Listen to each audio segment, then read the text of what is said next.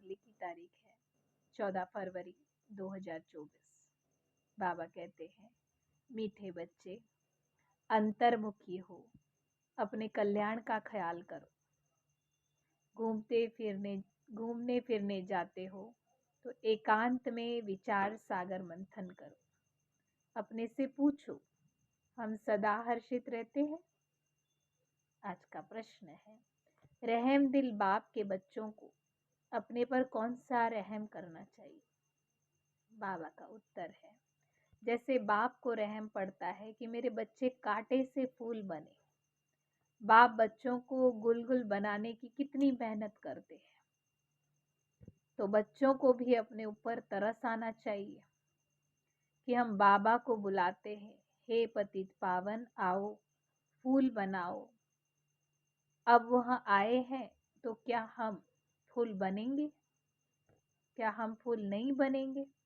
रहम पड़े तो देही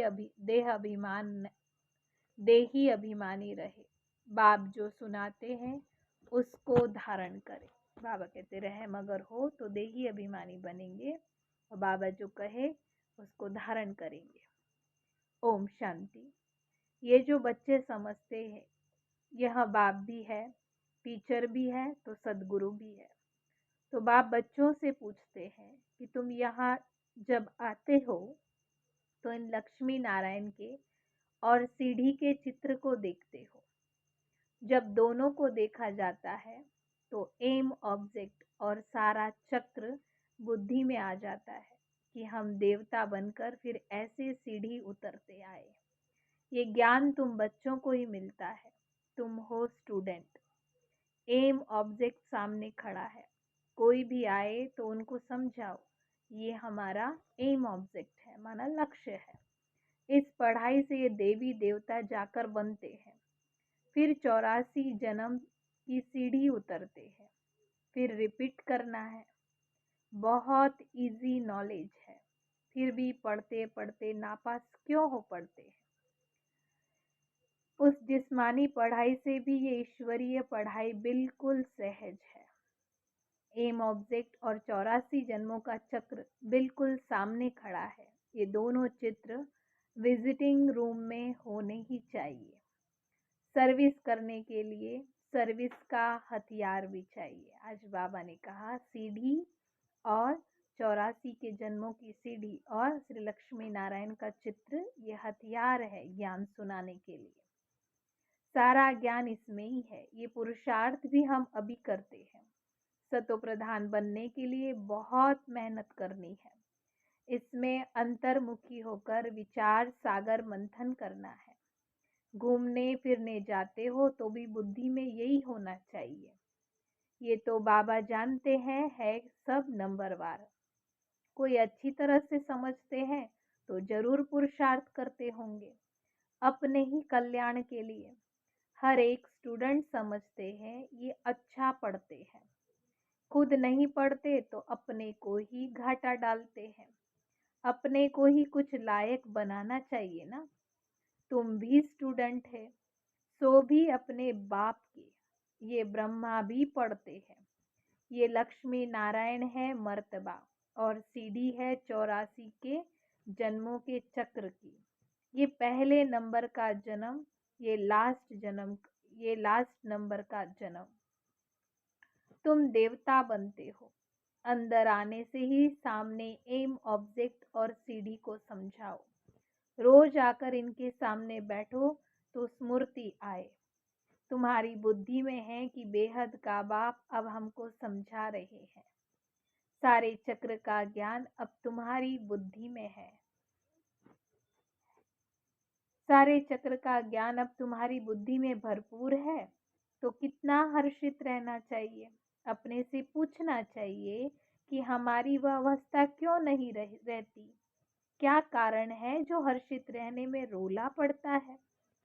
जो चित्र बनाते हैं उन्हों की बुद्धि में भी होगा कि ये हमारा भविष्य पद है, ये हमारी एम ऑब्जेक्ट है और ये 84 का चक्र है।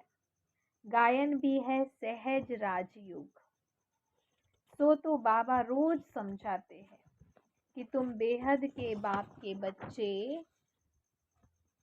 बच्चे हो तो स्वर्ग का वर्षा जरूर लेना चाहिए।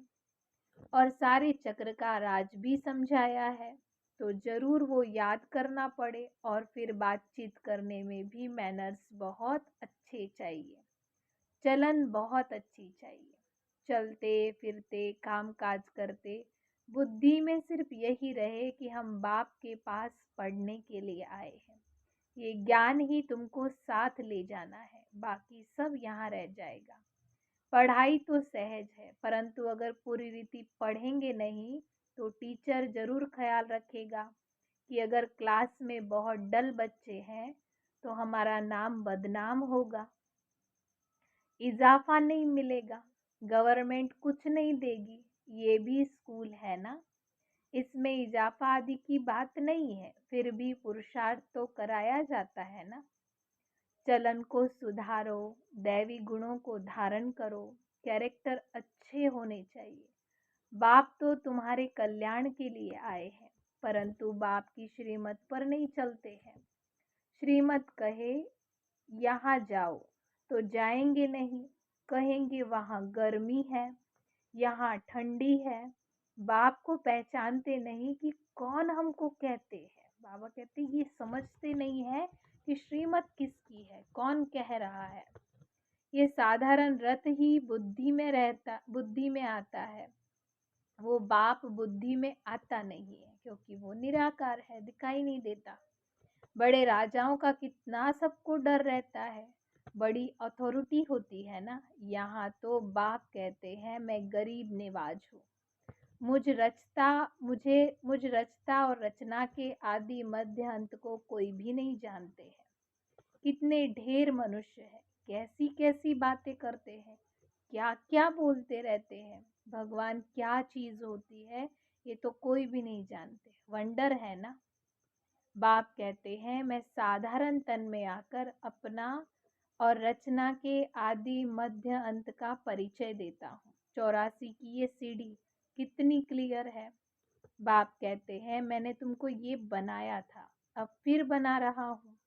तुम पारस बुद्धि थे, फिर तुमको पत्थर बुद्धि किसने बनाया। आधा कल्प रावण राज्य में तुम गिरते ही आते हो, अब तुमको तमो प्रधान से सतो प्रधान जरूर बनना है। विवेक भी कहता है कि बाप है ही सत्य, वह जरूर सत्य ही बताएंगे। ये ब्रह्मा भी पढ़ते हैं, तुम बच्चे भी पढ़ते हो। ये कहते हैं मैं भी स्टूडेंट हूँ, पढ़ाई पर अटेंशन देता हूँ। एक्यूरेट कर्मातीत अवस्था तो अभी बनी नहीं है। ऐसा कौन होगा जो इतना ऊंच पद पाने के लिए पढ़ाई पर ध्यान नहीं देगा। सब कहेंगे ऐसा पद तो जरूर पाना चाहिए। बाप के हम बच्चे हैं तो जरूर मालिक होने चाहिए ना। बाकी पढ़ाई में उतराई चढ़ाई तो होती ही है। अब तुमको एकदम ज्ञान का तंत्र, माना बाबा कहते सार मिला है। शुरू में पुराना ही ज्ञान था, अब धीरे धीरे तुम समझते आए हो। सब अभी समझते हैं ज्ञान तो सचमुच में अभी हमको मिलता है। बाप भी कहते हैं आज मैं तुमको गुह्य बातें सुनाता हूँ। फट से तो कोई जीवन मुक्ति पा नहीं सकता, सारा ज्ञान उठा नहीं सकता। पहले ये सीढ़ी का चित्र थोड़ी ही था, अब समझते हैं बरोबर हम ऐसे चक्र लगाते हैं। हम ही स्वदर्शन चक्रधारी है। बाबा ने हम आत्माओं को सारे चक्र का राज समझा दिया है। बाप कहते हैं तुम्हारा धर्म बहुत सुख देने वाला है। बाप ही आकर तुमको स्वर्ग का मालिक बनाते हैं। औरों के सुख का टाइम तो अभी आया नहीं है, जबकि मौत सामने खड़ा है। ये एरोप्लेन बिजलियां आदि पहले नहीं थी, उन्हों के लिए तो अभी ही जैसे स्वर्ग है। कितने बड़े बड़े महल बनाते हैं, समझते हैं अभी तो हमको बहुत सुख है। लंदन में कितना जल्दी पहुंच जाते हैं, बस यही स्वर्ग समझते हैं। अब उन्हों को ये कोई समझाए कि स्वर्ग तो सतयुग को कहा जाता है। कलयुग को थोड़े ही स्वर्ग कहेंगे। नरक में शरीर छोड़ा तो जरूर पुनर्जन्म भी नरक में ही लेंगे। आगे तुम भी ये बातें समझते नहीं थे, अब समझते हो। रावण राज्य आता है तो हम गिरने लग जाते हैं, सब विकार आ जाते हैं। अभी तुम सतयुग से भी जास्ती वैल्यूबल हो। बाबा कहते संगम युग में आप सतयुग देवताओं से भी ज्यादा वैल्यूबल हो। बाप जो ज्ञान का सागर है वो सारा ज्ञान अभी तुम्हें देते हैं, और कोई भी मनुष्य ज्ञान और भक्ति को समझ ना सके, मिक्स कर दिया है। समझते हैं शास्त्र पढ़ना ये ज्ञान है और पूजा करना ये भक्ति है। तो अब बाप गुलगुल बनाने के लिए कितनी मेहनत करते हैं। बच्चों को भी तरस आना चाहिए कि हम बाबा को बुलाते हैं, पतितों को आकर के पावन बनाओ, फूल बनाओ। अब आप आए हैं तो अपने पर रहम करना चाहिए। क्या हम ऐसे फूल नहीं बन सकते? अब तक हम बाबा के दिल तख्त पर क्यों नहीं चढ़े हैं? अटेंशन नहीं देते। बाप कितना रहम दिल है। बाप को बुलाते हैं कि हे पतित पावन, पतित दुनिया में आकर के हमको पावन बनाओ। तो जैसे बाप को रहम पड़ता है, ऐसे बच्चों को भी रहम पड़ना चाहिए, नहीं तो सदगुरु के निंदक ठोर न पाए। ये तो किसको स्वप्न में भी नहीं होगा कि सदगुरु है कौन। लोग गुरुओं के लिए समझ लेते हैं कि कहाँ श्राप ना दे देवे, अकृपा ना हो जाए। बच्चा पैदा हुआ, समझेंगे गुरु की कृपा हुई। ये है अल्पकाल के सुख की बात। बाप कहते हैं बच्चे अपने पर रहम करो। देही अभिमानी बनो तो ही धारणा भी होगी। सब कुछ आत्मा ही करती है। मैं भी आत्मा को ही पढ़ाता हूँ। अपने को आत्मा पक्का समझो और बाप को याद करो। बाप को याद नहीं करेंगे तो विकर्म विनाश भी कैसे होंगे। भक्ति मार्ग में भी याद करते हैं, हे भगवान रहम करो। बाप लिबरेटर भी है तो गाइड भी है, ये भी उनकी गुप्त महिमा है। हे भगवान, बाप आकर सब बतलाते हैं कि भक्ति मार्ग में तुम याद करते हो, मैं आऊंगा तो जरूर अपने समय पर ही। ऐसे जब चाहूं तब आऊं, ये नहीं हो सकता। ड्रामा में जब नूंद है तब ही आता हूँ, बाकी ऐसे ख्यालात भी कभी नहीं आते। तुमको पढ़ाने वाला वो बाप है, यह भी उनसे ही पढ़ते हैं। वह तो कभी भी कोई खाता माना, बाबा कहते खता माना भूल नहीं करते, किसको रंज नहीं करते बाबा। बाकी सब नंबरवार टीचर है। वह सच्चा बाप तुमको सत्य ही सिखलाते हैं। सच्चे के बच्चे भी सच्चे, फिर झूठे के बच्चे बनने से आधा कल्प झूठे बन पड़ते हैं। सच्चे बाप को भी भूल जाते हैं। पहले पहले तो समझाओ कि ये सतयुगी नई दुनिया है या पुरानी दुनिया है, तो मनुष्य समझे कि ये प्रश्न बहुत अच्छा पूछते हैं। इस समय सभी में 5 विकार प्रवेश है, वहाँ 5 विकार होते ही नहीं है। ये है तो बहुत सहज समझने की बातें, परंतु जो खुद ही नहीं समझते तो वो प्रदर्शनी में क्या समझाएंगे। सर्विस के बदले फिर वो डिससर्विस करके आएंगे। बाहर में जाकर सर्विस करना कोई मासी का घर नहीं है, बड़ी समझ चाहिए। बाबा हरेक की चलन से समझ जाते हैं। बाप तो बाप है, फिर तो बाप भी कहेंगे ये ड्रामा में था। कोई भी आता है तो ब्रह्मा कुमारी का समझाना ठीक है। नाम भी ब्रह्मा कुमारी ईश्वरीय विश्वविद्यालय है, नाम बाला भी ब्रह्मा कुमारियों का ही होना है। इस समय सब 5 विकारों में हिरे हुए हैं। उन्हों को जाकर समझाना कितना मुश्किल है, कुछ भी समझते नहीं। सिर्फ इतना कहेंगे ज्ञान तो अच्छा है, खुद समझते नहीं। विघ्न के पीछे विघ्न पड़ता रहता है, फिर युक्तियां भी रचनी पड़ती है। पुलिस का पहरा रखो, चित्र इंश्योर करा दो, ये यज्ञ है, इसमें विघ्न जरूर पड़ेंगे। सारी पुरानी दुनिया इसमें स्वाह होनी है। नहीं तो यज्ञ नाम क्यों पड़े? यज्ञ में स्वाहा होना है, इसका रुद्र ज्ञान यज्ञ नाम पड़ा है। ज्ञान को पढ़ाई भी कहा जाता है, ये पाठशाला भी है तो यज्ञ भी है। तुम पाठशाला में पढ़कर देवता बनते हो, फिर ये सब कुछ इस यज्ञ में स्वाहा हो जाता है। समझा वही सकेंगे जो प्रैक्टिस करते रहेंगे, अगर प्रैक्टिस नहीं होगी तो वो क्या कर सकते हैं। दुनिया के मनुष्यों के लिए स्वर्ग अभी है, अल्पकाल के लिए। तुम्हारे लिए स्वर्ग आधा कल्प के लिए होगा। ये भी ड्रामा बना हुआ है, विचार किया जाता है, बड़ा वंडर लगता है। अब रावण राज्य खत्म हो, राम राज्य की स्थापना होनी है।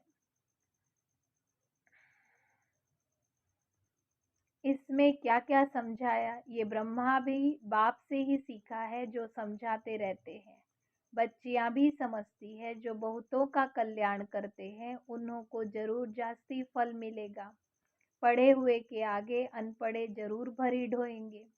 बाप रोज रोज समझाते हैं, अपना कल्याण करो। इन चित्रों के सामने इन चित्रों को सामने रखने से नशा चढ़ जाता है, इसलिए बाबा कमरे में ये चित्र रख दिए हैं। एम ऑब्जेक्ट कितनी सहज है, इसमें कैरेक्टर्स बहुत अच्छे चाहिए। दिल साफ हो तो मुराद हासिल होगी। अच्छा, मीठे मीठे सिखिलदे बच्चों प्रति माता पिता बाप दादा का याद प्यार और गुड मॉर्निंग। रूहानी बाप की रूहानी बच्चों को नमस्ते। हम रूहानी बच्चों की रूहानी बाप दादा को याद प्यार, गुड मॉर्निंग, नमस्ते नमस्ते। थैंक यू बाबा। धारणा के लिए मुख्य सार है, पहली पॉइंट, सदा स्मृति में रखना है कि हम बेहद के बाप के स्टूडेंट हैं। भगवान हमें पढ़ाते हैं, इसलिए अच्छी रीति पढ़कर बाप का नाम बाला करना है। अपनी चलन बड़ी रॉयल रखनी है। दूसरा है, बाप समान रहम दिल बन, कांटे से फूल बनना और दूसरों को भी बनाना है। अंतर्मुखी बन अपने व दूसरों के कल्याण का चिंतन करना है। आज का बाबा का वरदान है, हलचल में दिल शिकस्त होने के बजाय बड़ी दिल रखने वाले हिम्मतवान भव। विस्तार है, कभी भी कोई शारीरिक बीमारी हो, मन का तूफान हो, धन में या प्रवृत्ति में हलचल हो, सेवा में हलचल हो, उस हलचल में दिल शिकस्त नहीं बनो, बड़ी दिल वाले बनो।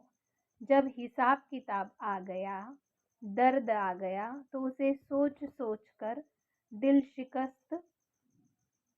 शिकस्त बन बढ़ाओ नहीं, हिम्मत वाले बनो। ऐसे नहीं सोचो हाय क्या करूं, कैसे करूं, क्या हुआ।